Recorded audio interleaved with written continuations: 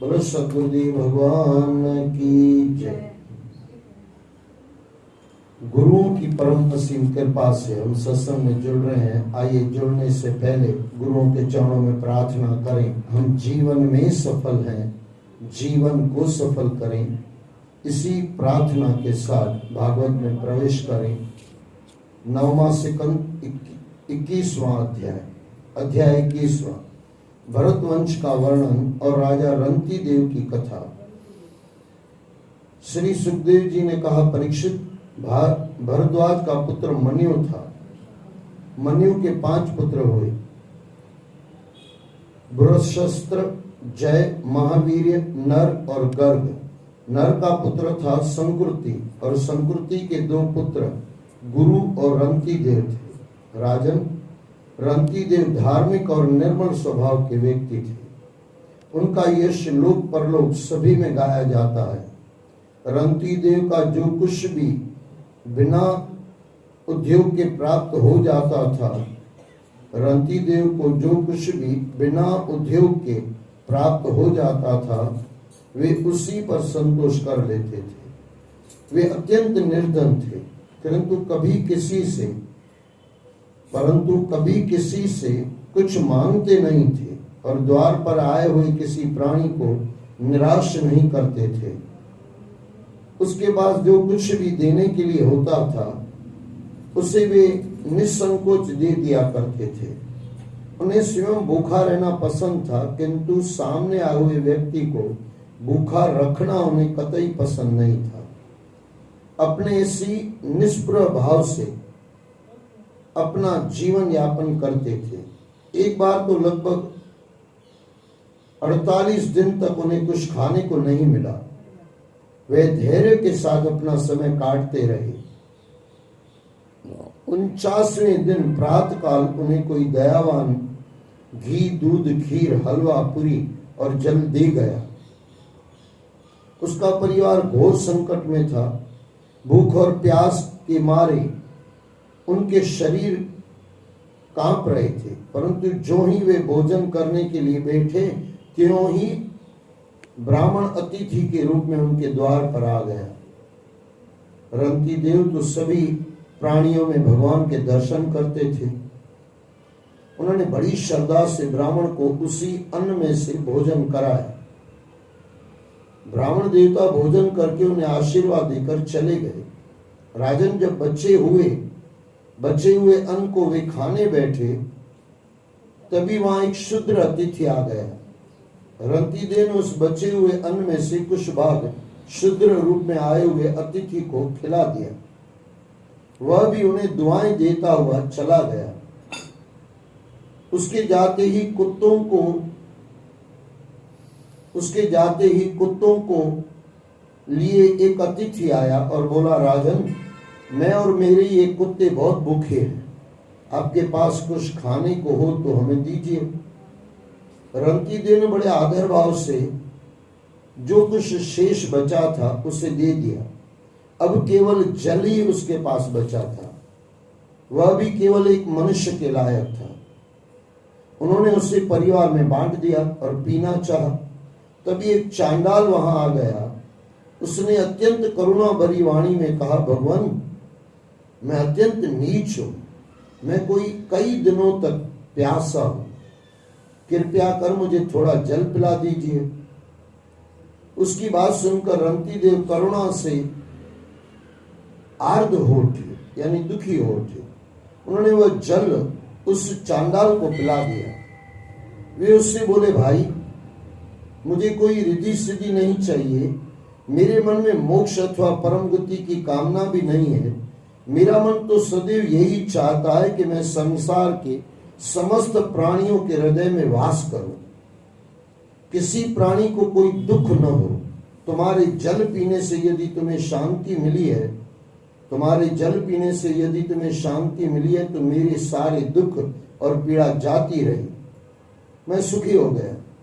परीक्षित, उनके धैर्य को देखकर वह चांडाल हतप्रभ रह गया। उसी समय वह चांडाल तो अदृश्य हो गया।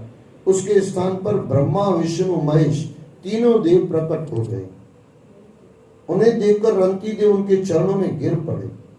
तीनों देवों ने उन्हें उठाया और उनसे कहा, राजन, हम तुम्हारे धैर्य की परीक्षा ले रहे थे, तुम उसमें सफल हुए। मांगो, क्या चाहिए तुम्हें? तीनों लोगों की संपदा हम तुम्हें दे सकते हैं। तुम्हें मोक्ष चाहिए तो वह भी तुम्हें दे सकते हैं। निसंकोच होकर मांग लो। इस पर रंतीदेव ने हाथ जोड़कर उनसे कहा, हे त्रिभुवन पति, मुझे आपकी प्रेम भक्ति के सिवाय कुछ भी नहीं चाहिए। इसके अतिरिक्त मुझे किसी वस्तु की इच्छा नहीं है। यहाँ पे थोड़ा सोचना पड़ेगा। काफी जगह मैं खुद को रोकते रोकते आया, बहुत कुछ बीच में कहना होता है, लेकिन कई बार कैसा लगता है कि एक अध्याय भी जैसे तैसे पूरा करते हैं। करें क्या भाई, कुछ चीजें बीच में कुछ समझने वाली बहुत सारी चीजें आ जाती है। अब यहाँ पे देखो कितनी परीक्षा हुई। अच्छा, इतनी परीक्षा के बाद भी ब्रह्मा विष्णु महेश सृष्टि के मालिक, तीनों मालिक, उनको पूछ रहे हैं क्या चाहिए? बोले कुछ नहीं चाहिए, आपका प्रेम चाहिए। हम कभी 10 रुपया दान देते हैं ना, फिर क्या बोलते हैं, हाँ भगवान डबल करके देगा ना, भगवान किसी का रखता थोड़ी है।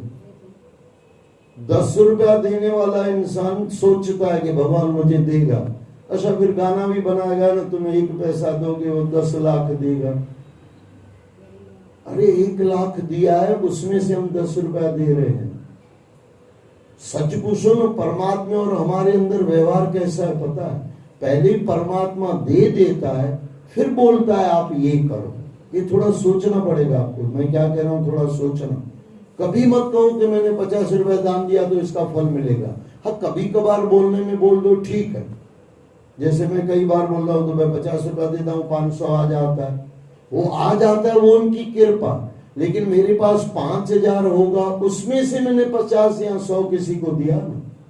और इतना तो मैं रंती देव हूं नहीं कि जितना होगा वो सब दे दूंगा। इतना तो भाई हमारी ताकत नहीं है। ताकत तो है लेकिन इच्छाएं नहीं है ना। इतना जिगर चाहिए ना देने में। देखो ऊपर क्या कहा गया, 48 दिन तक उसको खाने का नहीं मिला, 49वें दिन उसको खाने का मिला और वो भी दे दिया। ये जितने भी अब कई लोग हम बोलते हैं कि भाई सत्य पर चलो या ये थोड़ा चेक कर लो भाई कितना कठिन है और परीक्षा होगी। अच्छा एक बात याद रखना, परीक्षा होगी, आपकी और हमारी औकात नहीं है उन 50 दिन भूखा रहने की। तो भगवान भूखा रखेगा भी नहीं। उसको पता है इंद्र की ताकत क्या है, उसको पता है ये 1 दिन में नीचे ऊपर हो जाता है तो बस वो 1 दिन की भूख देगा, 3 दिन 5 दिन की भूख नहीं देगा। परमात्मा दुख देता है औकात देख के। हमारी औकात होती है वो हिसाब से दुख दिया जाता है। सुख अनगिनत दिया जाता है। जैसे आप अपने बच्चे को जब कभी मारना पड़े, कुछ लाफा मार दिया, चमाट मार दिया, देखो थोड़ा फर्क समझना मैं क्या कहना चाहता हूँ। माँ गुस्से में है, बच्चे को मारती है। अच्छा माँ, पड़ोसी माँ गुस्से में है, मारती है, उसके मारने में और अपने बच्चे को मारने में जमीन आसमान का अंतर होगा। अच्छा फिर कोई सगा संबंधी है, वो आपका बच्चा कुछ परेशान कर रहा है, उसको आप चमाट मारते हो, तीनों में जमीन आसमान का अंतर है। पड़ोसी को थोड़ा ज्यादा भी मार दोगे कोई दिक्कत नहीं, देखा जाएगा। और अपना बच्चा तो मालूम है ना भाई, हॉस्पिटल तो मुझे ही ले जाना है, बच्चा मेरा है, वहां पे थोड़ा सोच समझ के मारोगे। अच्छा और कहीं थोड़ा सगा संबंधी होगा, काके मामा मासी मासा कुछ भी होगा, उसके बच्चे को मार रहे हो, वहां भी थोड़ा सोच समझ के मारोगे। मेरे कहने का मतलब क्या है, परमात्मा जो देता है ना अपना समझ के सब कुछ दे देता है, सुख लुटा देता है। और जब मारता है ना तो अपना समझ के थोड़ा कम ही मार। अब आगे एक चीज है, जिनको अभी 48 दिन खाने को नहीं था, 49वें दिन उनको परीक्षा की गई, उसको पता है कि इनकी इतनी ताकत है और ये बच्चा मेरा पास हो सकता है। कई बार मैं कहता हूँ भाई आपका और हमारा कौन सा भाई इतना पहाड़ कोई टूट गया। सच बताना, 14 बरस राम को वनवास, आज का इंसान थोड़ा हनुमान चालीसा 40 दिन पढ़ देगा ना, और कोई दुख आएगा बस बोलेगा हनुमान चालीसा भी ऐसा पढ़ो, दुख भी ऐसा के। राम ने क्या गलत किया था भाई 14 बरस का वनवास। लेकिन ये परीक्षाएं है, और जो परीक्षा में पास उतर के आता है और हंसते मुस्कुराते हुए, रो रो के नहीं। यहाँ पे आपने कभी भी यहाँ देखा किसी भी कहानी में बताओ भाई, हमारा ये संतों की कहानियों में बताओ, अभी हमारा सुदामा था, कभी रोता हुआ सुदामा देखा क्या? नहीं। अच्छा रोएगा लेकिन परमात्मा के प्रेम में रोएगा। मीरा रोएगी परमात्मा के प्रेम में। हमारा परमात्मा के प्रेम में तो रोना होता ही नहीं है। जो चीजें नहीं होती है उसके लिए रोना जो रोया जाता है। संसार की वजह से रोते हैं, परमात्मा से प्रेम में नहीं रोते हैं। तो थोड़ा समझना, जितने भी संतों महात्माओं ने पाया है ना, उससे पहले उनको दुख बहुत दिए गए, दुख दिए गए। अब आप बोलोगे क्या दुख लेने के लिए परमात्मा तरफ चले?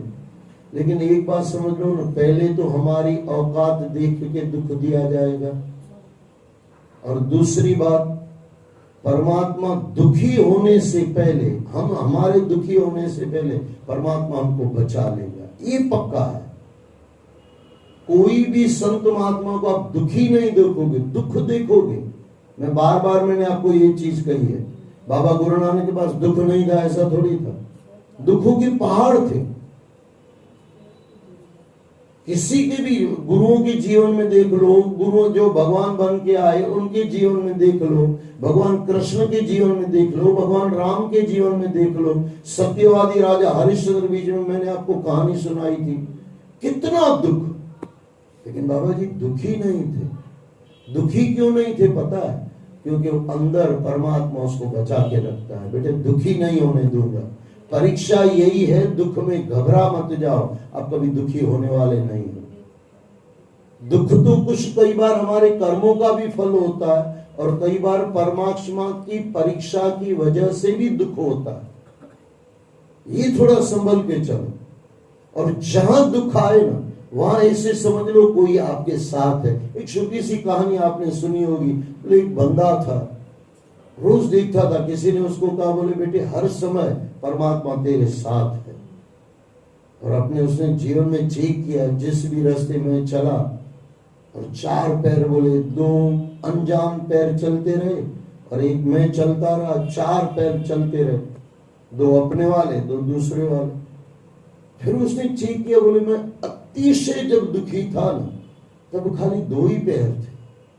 उसने अपने गुरु से कहा, बोले बाबा आप गलत बोल रहे हो, मैं दुख में था तब तो 4 पैर चलते थे, 2 मेरे और 2 जो आप बोल रहे हो परमात्मा के, वो मेरे साथ चलता था, बराबर है। लेकिन अति दुख में मैंने ध्यान दिया, मैं अकेला ही चलता था, 2 ही पैर थे। बोले पागल, तुझे परमात्मा ने गोद में उठा लिया था, वो बराबर देख, वो पैर तेरे नहीं है, वो कृष्ण के हैं या राम के हैं। भगवान राम या भगवान कृष्ण के पैर हैं, तेरे पैर नहीं है। वो तेरी औकात नहीं है कि इतना दुख तू सहन कर सके। मैं फिर दोहरा दूं, जब भी आपके जीवन में परीक्षा आए ना, मजे से पार कर लो उसको। परीक्षा पार करने के बाद ही वो परम तत्व मिलता है, और वो परम तत्व पाने से पहले, अरे वो थोड़ा सोना जब तक गलाया नहीं जाता ना तब तक वो शुद्ध नहीं होता है। अब सोने की और इंसान में कितना जमीन आसमान का फर्क है।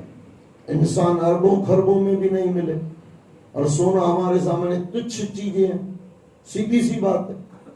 ये तो हमने जब से चीजों को महत्व देना शुरू कर दिया तब तक अब आजकल क्या पता है, चीजें बहुत बड़ी हो गई, इंसान की औकात न रही, इंसान गिर गया है। पहले चीजें इंसानों के लिए थी, आज ऐसा लगता है चीजों के लिए इंसान है। जैसे काफी बार मैंने आपको कहा है, पहले मोबाइल हम चलाते थे, आजकल मोबाइल हमको चलाता है। हम एक जगह कहीं था तो हम लोग 3-4 बाबा जी थे और उनके साथ मैं भी था, वो 3-4 बाबा जी को बोले, बाबा जी सत्संग करो। बोले सत्संग ये माइक बिगर थोड़ी होता है। अरे बोला माइक बिगर क्यों नहीं सत्संग होता है भाई? इसके गुलाम हम बने कि हम इसके, ये हमको गुलाम बना के रख दे। अच्छा कोई बड़ी पंगत हो, समझो 50-60 हजार आदमी बैठे हैं, या 2-4 हजार आदमी बैठे हुए हैं, या 500-1000 आदमी बैठे हुए हैं, बड़ा कोई पंडाल है, वहां तो मजबूरी हो जाती है माइक चलाने की। मान लो कि यहाँ पे हम बैठे हुए, माइक ये बंद हो जाए, तो माइक बंद हो जाए तो मैं भी बंद हो जाऊं, तो ये तो गुलाम हो गए हम इसके। ऐसा लग रहा है जैसे लाइट हमको चला रही है, हम लाइट को नहीं चला रहे। कहने का मतलब समझना, कहीं आप गुलाम हो गए ना, फिर वो किसी भी चीज के। हमारे जैन मुनि थे, मुनि तरुण सागर जी महाराज, मस्त कहते थे। क्या कहते थे पता है? बोले आप अगर दारू भी पी रहे हो और आदत नहीं है तो आप कोई बात पीते रहो, लेकिन मैं नहीं कह रहा हूँ, गलत अर्थ मत लेना, नहीं तो फिर कल से शुरू मत कर देना। बोले भाई साहब बोल रहा था। आजकल तो भाई कितना जमाना आगे बढ़ गया, माताएं भी दारू पीती है, ऐसा भी है। गजब की दुनिया में हम बैठे हुए। पहले मर्द पीने में शर्माता था, आज औरतें पीने में शर्माती नहीं है और मजे से बताती है। बोले कभी कभार पी लेते। गजब की दुनिया है। राम नाम को पीते नहीं है और कचरा हम छोड़ते नहीं है। बहुत कठिन बात। तो पीना, मुनि तरुण सागर जी कह रहे थे, बोले अगर आदत नहीं है, कभी कभार आपने पी लिया, कोई दिक्कत नहीं। बोले अगर चाय है कि भाई चाय नहीं पीने से सुबह आपका माथा दुख रहा है, बोले आप व्यसनी हो, भले चाय क्यों नहीं पी रहे, क्योंकि चाय आपको चला रही है, आप चाय को नहीं चला रहे। लेकिन मैं फिर दोहरा दूं, व्यसन यानी जिसके बिगर आपको नहीं चलता है वो व्यसन। कितने लोग मैंने देखे, बोले सुबह में चाय नहीं पीते ना, पेट साफ नहीं होता। अच्छा तो वो सुबह में फिर वो पीने की आदत होती है सिगरेट बीड़ी वालों की, बोले पेट साफ नहीं होता। अब ये पहले इन्होंने सिगरेट इन्होंने पी थी, अब ये सिगरेट इसको पी रहा है। ये अगर समझ में आ जाए ना, गुलाम बन गए व्यसनों के, तो आपको कोई बचा नहीं सकता है।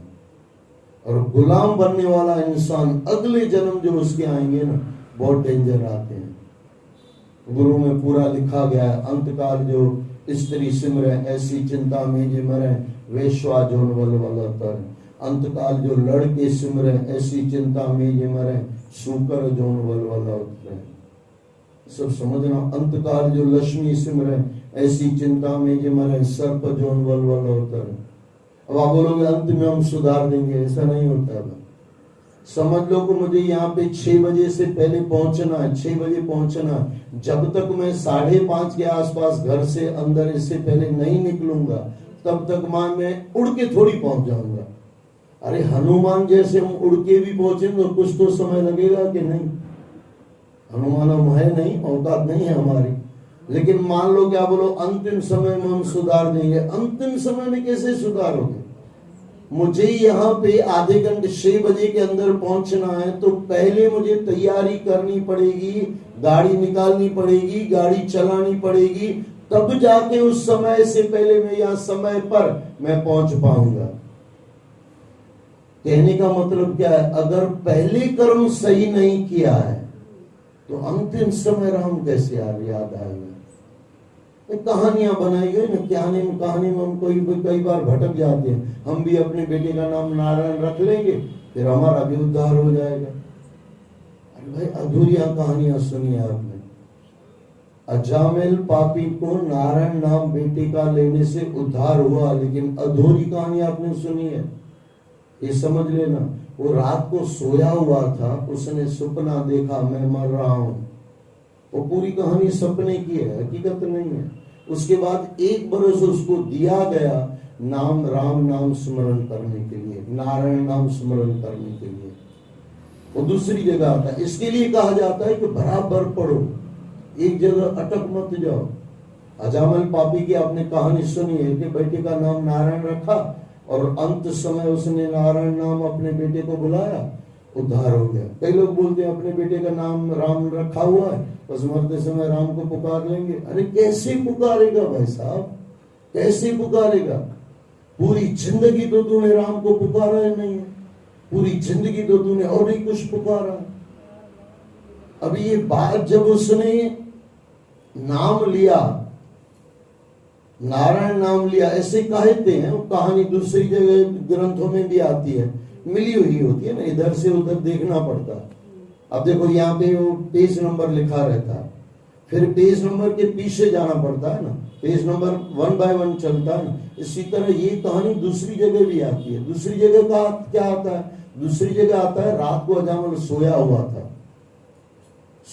था, उसने सपना देखा कि मुझे यमदूत मारने आए।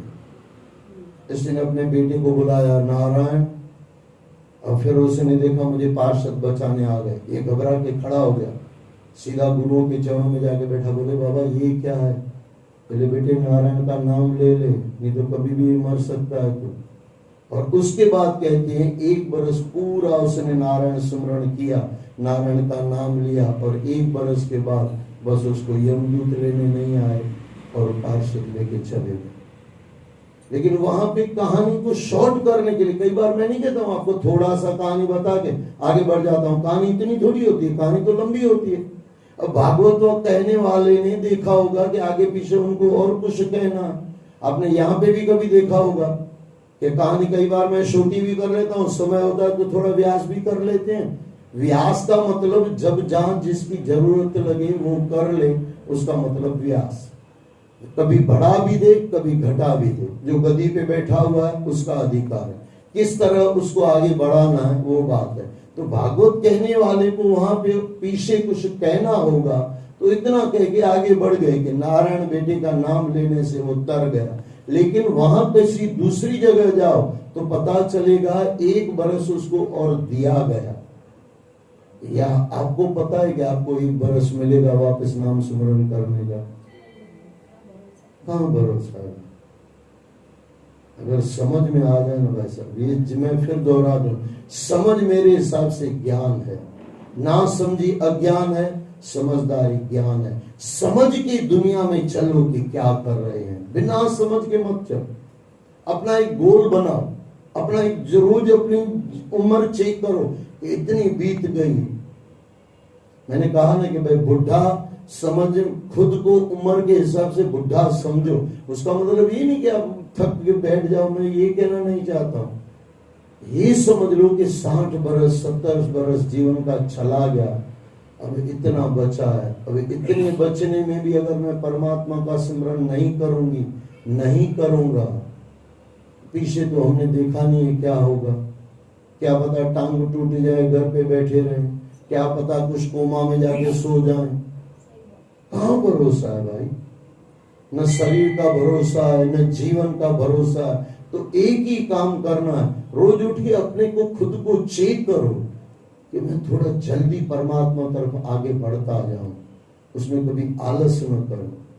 वैसे तो मौत कहीं भी आ सकती है ना, लेकिन 60-65 वर्ष के बाद तो पक्का कर लो कि पहला नंबर हमारा होगा।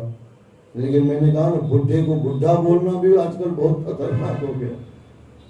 हम कब बोले भाई? 60-65 वर्ष में बुढ़े नहीं तो कब बुढ़े होंगे? मरने के बाद बुढ़े होंगे। गजब है दुनिया का भाई। मैं फिर दोहरा दूं, बुढ़ा खुद को रोज, अरे वो मैंने बताया आपको 4.5 वर्ष के बाद एक बच्चे को गुरु नानक बुढ़ा कह रहा है।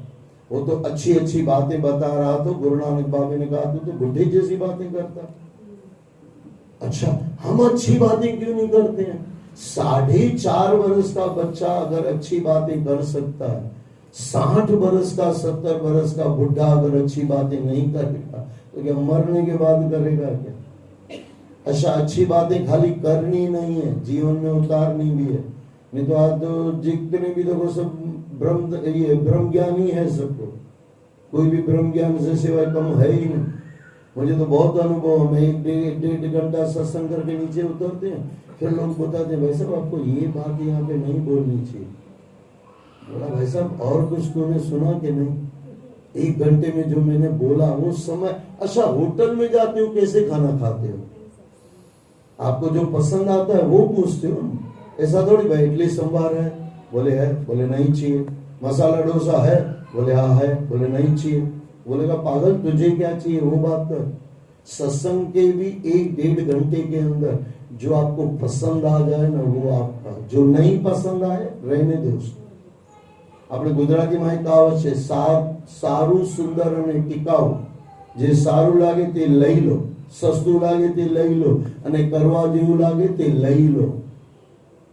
बहुत सरल है भाई साहब, गलतियां निकालने से बाज आ जाओ। हमारे वो गुजराती में कहते हैं, एक होता है श्रोता, एक होता है वक्ता, और एक होता है श्रोता। एक वो सुपारी काटते हैं, आपको जिसको गुजराती मालूम होगा तो सुपारी काट के वो भी श्रोता होता है। वो काटने का जो आता है ना वो गुजराती में हम लोग श्रोता ऐसे कुछ वर्ड है, थोड़ा इधर उधर होगा तो माफ करना, लेकिन हाँ सरोता, यानी सरोता हर चीज को काटता रहेगा। इंदर भाई ने ये बराबर नहीं बोला, इंदर भाई ने ये बराबर नहीं बोला। अरे भाई साहब जो बोला है वो ले ले, जो नहीं बोला है उसको छोड़ दे, अपने अर्थ निकाल के मत सुनो। सच पूछो, गुरुओं ने जिस अर्थ में जो चीज कही है ना, समझ में आ जाए ना, आनंद आ जाए। गुरु कभी गलत कभी बोल नहीं सकता, समझ आ जाए। मैं फिर कह दूं, समझ पहले से लानी पड़ती है कि मुझे क्या सुनना है और मुझे क्या छोड़ देना है। अब हर चीज में वेस्टेज होता है कि नहीं? आपने दूधी बनाई है ना, दूधी के अंदर शाल निकालते हो कि नहीं, ऊपर का छिलते हो कि नहीं? एक भी सब्जी ऐसी है जो सीधी डाल देते हो। अब बोलोगे पटाटा, लेकिन 99% लोग उसको भी छीलना पड़ता। कोई भी चीज आप डायरेक्ट नहीं खा सकते हो। तो सत्संग में भी ऐसे समझ लो ना, जो आपको पसंद आ जाए वो माल है, और जो नहीं है वो छिलका है, उसको साइड में कर दो। वो आपको छिलका लग रहा है, हकीकत छिलका नहीं है।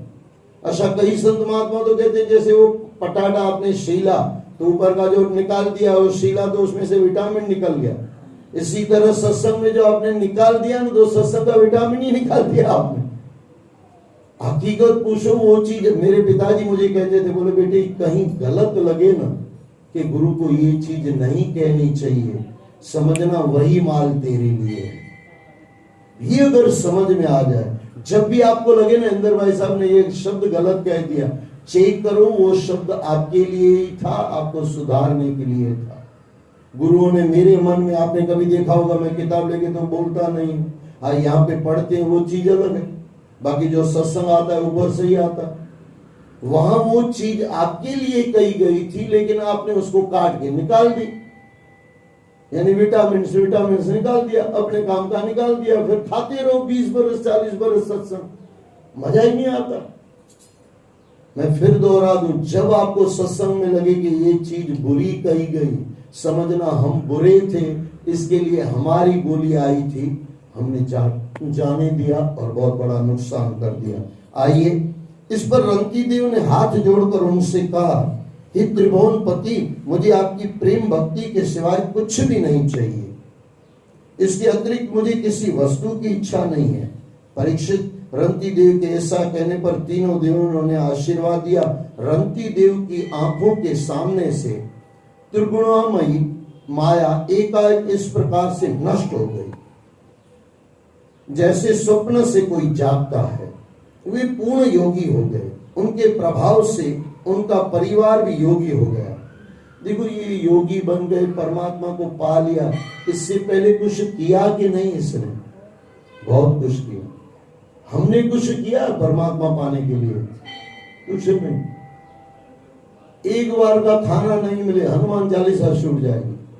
भगवान एक काम हमारा नहीं करे, रामायण छूट जाएगी, शिव चालीसा छूट जाएगा। हम लोग, जो किसी को बुरा लगे तो माफ करना, लेकिन सोचना, घर की काम वाली बाई है ना, अब काम करके निकल जाए, उसको बोलो ये बराबर साफ नहीं किया, इसको बराबर साफ करो, मेरे ख्याल से कल से भाग जाएगी वो।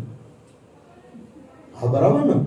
काम वाली बाई आपके पैसे देने के बाद आपके हिसाब से काम नहीं कर रही है। ये सृष्टि का मालिक जिससे आपको फ्री ऑफ चार्जेस चाहिए और वो नहीं कर रहा है, फिर आप छोड़ रहे हो, मालिक को छोड़ देते हो। पागल नहीं है हम।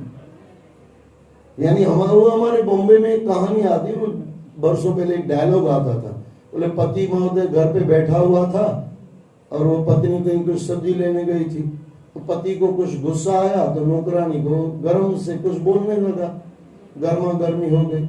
ऊपर से उसकी धर्मपत्नी आई तो सीधा पति के ऊपर गर्म होने लगी। अरे बोले पागल है, तुझे अक्ल नहीं है, मैं तेरा पति हूँ और ये नौकरानी, इसकी वजह से तू झगड़ा कर रही है। बोले पति तो दूसरा भी मिल जाएगा, नौकरानी थोड़ी दूसरी मिलती है। बस हम ये जमाने में जी रहे हैं, भले चौक्स है लेकिन यहाँ पे थोड़ा चेक कर लेना, नौकरानी साफ नहीं करती, हम उसको निकालते नहीं है। और भगवान हमारा नहीं मानता, हम भगवान को निकाल देते हैं जिंदगी में से। यानी नौकरानी जितनी भी हमने इज्जत गुरुओं को नहीं दी ना, भगवानों को भी नहीं, भगवान को भी नहीं दी ना, बराबर के नहीं। और वहां फ्री ऑफ चार्जेस भगवान से काम करवा रहे हैं। जो आपके जीवन में कमी है वो आप भगवान से पूरी कराना चाहते हो। जो हमने पाप किए हैं उसका फल छोड़ के हम भगवान से कुछ अलग मांगते हैं, और वो भी 40 दिन में चाहिए, वो भी जैसा तैसा पढ़ा चाहिए। हनुमान चालीसा इतना जल्दी पढ़ लेगी माता, लेकिन फिर भी उसको फल चाहिए। पूरा नहीं हुआ तो हनुमान चालीसा अपने घर, हम अपने घर। नौकरानी को नहीं निकाला, हनुमान को निकाल दिया। वहां पे वो बात सत्य हो कि नहीं हो, लेकिन अपने जीवन में चेक करो, अगल बगल में चेक करो, परिवार में चेक करो। अरे छोड़ो अगल बगल में, छोड़ो दुनिया को, खुद को चेक करो। आपने तो ये नहीं किया। बीच में मुझे कोई बंदा मिला था, बोले मैं गुरु नानक के दरबार में रोज जाता हूँ। मैं बोला क्यों? बोले मैं जब भी कुछ मांगता हूँ परमात्मा देता है गुरु नानक। मैं बोला मत मांग, क्योंकि दूसरी बार कभी नहीं देगा तो गुरु नानक को छोड़ देगा। वो 3 महीने पहले बोल रहा था अभी नहीं जाता हूँ। मैं बोला क्यों? बोले आपने बोला था नहीं देता है कभी कभी, तो नहीं देता तो फिर हम क्यों जाए? ऐसे गधों से पाला पड़ा है भाई, क्या करें। मैं फिर दोहरा दूं, परमात्मा पहले मनुष्य जन्म दिया, फिर बोला भक्ति करो। परमात्मा ने पहले 5000 दिया, उसमें से बोला 500 या 1000 जो आपको दान करना है करो। परमात्मा ने पहले हमारे पे दया की, फिर हमको दया संसार पे करनी है। यानी परमात्मा पहले हमारे भंडारे भरता है, फिर हमको उसमें से कुछ देना है। इसके लिए ये चीजें बराबर समझ के जीवन में उतारनी चाहिए। वे पूर्ण योगी हो गए, उनके प्रभाव से उनका परिवार भी योगी हो गया और सभी भगवान के आश्रित परम भक्त बन गए। अब उनकी देखभाल का उत्तरदायित्व भगवान ने ले लिया। अब देखो यहाँ पे कहा गया कि उत्तरदायित्व भगवान ने ले लिया। आपका और हमारा भी दायित्व तो भगवान के ऊपर ही है ना। हम मानते नहीं, वो चीज अलग है। हम सो जाते हैं, श्वास कौन चला रहा है? परमात्मा चला रहा है। दुनिया में 17 काम आप भूल जाते हो, कभी श्वास लेना भूल जाते हो, क्योंकि हमारे हाथ में तो है ही नहीं। आदमी मरा हुआ पड़ा रहता है, समझो कोमा में पड़ा रहता है, फिर भी सांस चलती है। कौन चला रहा है? अगर ये चलाता होता तो कब का मर नहीं जाता। हर काम परमात्मा, मेरी भाषा में कहो तो साइलेंट पार्टनर, वो दिखता नहीं है लेकिन पल पल हमारा वो ध्यान रखता है। कब क्या चाहिए, कब कहां से कुछ चीजें लाके देनी है, कब कोई चीज वापस ले लेनी है, हर चीज परमात्मा हमारा ध्यान रखता है। अब ऐसे परमात्मा को नहीं मानेंगे तो फिर किसको मानेंगे? जिन्हें किसी बात की चिंता न रही। परीक्षित, मन्यु पुत्र गर्ग ने शनि और उससे गार्ग्य का जन्म हुआ। मन्यु पुत्र गर्ग से शनि और उससे गार्ग्य का जन्म हुआ। गार्ग्य यद्यपि क्षत्रिय थे पर ब्रह्म साधना करके उन्होंने ब्राह्मण वंश चलाया। महावीर का पुत्र दुरितशय था। उसके 3 पुत्र त्रियाणी, कवि और पुष्कराणी हुए। ये तीनों भी ब्राह्मण हो गए। वृषशस्त्र का पुत्र हस्ती था, उसी ने हस्तिनापुर बसाया। हस्ती के 3 पुत्र अजीमीड, दिमीड और पुरुमीड थे। अजमीड के पुत्रों में प्रियमेघ आदि सभी ब्राह्मण हो गए। इनके एक पुत्र का नाम बृहदृषु था। बृहदृषु का पुत्र बृहदनु, उसका पुत्र बृहदकाय और उसका पुत्र जयद्रथ हुआ। जयद्रथ का पुत्र विशद हुआ, उसका पुत्र सेनजित और उसके 4 पुत्र सुचिराशव, द्रुहनु, काश्यप और वत्स हुए। रुचिराशव का पुत्र पार और उसका पुत्र पृथुसेन और नीप हुआ। नीप के 9 पुत्र थे। नीप ने शुक्र की कन्या कृत्वी से भी विवाह किया था। उससे ब्रह्मदत्त नाम का पुत्र हुआ। ब्रह्मदत्त बड़ा योगी था। उसकी पत्नी का नाम सरस्वती था। उसने उसके गर्भ में विश्वक्सेन को जन्म दिया। उसके पुत्र का नाम उदकस्वन था और उसके पुत्र का बलाद था। ये सभी भरतशु के वंशज कहलाए। द्रपीड का पुत्र यवनवीर, उसका पुत्र कृतिमान, उसका पुत्र सत्यगुर्ति, उसका पुत्र दृढ़नेमी, उसका सुपार्श्व, उसका सुमति, उसका संतिमान, उसका कृति हुआ। कृति ने हृणय नाम से योग विद्या प्राप्त की थी। कृति ने हृणय नाम से योग विद्या प्राप्त की थी और प्राश्यसाम नामक रुचाओं की संहिताएं की थी। कृति का पुत्र नीप था। उसका पुत्र उग्रायुध था। उसका पुत्र शेम्य, उसका पुत्र सुवीर, उसका पुत्र रिपुंजय और उसका पुत्र बहुरथ हुआ। दमीड के भाई पुरुमीड को कोई संतान नहीं हुई। दमीड के भाई पुरुमीड को कोई संतान नहीं हुई। अजमीड की दूसरी पत्नी का नाम नलिनी था। उसके गर्भ से नील का जन्म हुआ। नील का शांति, उसका सुशांति, उसका पुरुज, उसका अक, उसका भम्यावर्ष और भम्याश्वर के 5 पुत्र मुद्गल, यवनवीर, वृद्धशु, काम्पल्य और संजय हुए। ये पंचाल यानी पंचलम के नाम से प्रसिद्ध हुए। इनमें मुद्गल से मोदगल्य नामक ब्राह्मणों का वंश चला। मुद्गल के यहाँ जुड़वा संतानें हुई, एक कन्या और एक पुत्र। पुत्र का नाम था दिवोदास और कन्या का नाम था अहल्या। अहल्या का विवाह महर्षि गौतम से हुआ। गौतम के पुत्र शतानंद थे। उसका पुत्र सत्यघृति धनुर्विद्या में अत्यंत निपुण था। उसका पुत्र शरद्वान था। एक दिन अपर्षा उर्वशी को देखकर शरद्वान का वीर्य मंजू की एक जाड़ी पर गिर पड़ा। मुंज की एक जाड़ी पर गिर पड़ा।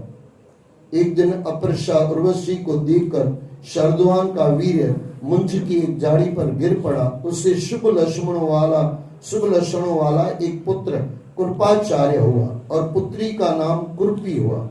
कुर्पी बाद में द्रोणाचार्य की पत्नी बनी, जिसने अश्वस्थामा को जन्म दिया। महाराजा शांतनु ने कुर्प और कुर्पी का पालन किया था। वे ही उन्हें वन से उठा कर लाए थे। कृपाचार्य अंत समय तक हस्तिनापुर में ही रहे थे। बोलो श्री कृष्ण भगवान की जय। ये कहानियां बहुत कुछ कहती है और ये कहानियां ये समझाती है सत्य पे चलने वाले को परीक्षाएं होती है, लेकिन परीक्षा होने के बाद इंसान दुखी न हो जाए तो समझना दुख परमात्मा साथ में है ही है। और दुखी होने से पहले परमात्मा दुख दूर कर देता। और इतने दुख देखने के बाद, किसी संतों का दुख देखने के बाद घबरा मत जाना। आपको और हमको इतनी सजा नहीं दी जाएगी, इतनी परीक्षा हमारी नहीं होती। और संतों को दी गई और संतों ने दुखी नहीं हुए, पास हो गए। संत हमारे रक्षक बैठे हुए हैं, ये सब हमारे रक्षक बैठे हुए हैं। जहां भी दुख आएगा वहां दुखी मत हो जाना, परमात्मा साथ ही है। सतनाम साखी, सतनाम साखी, सतनाम साखी।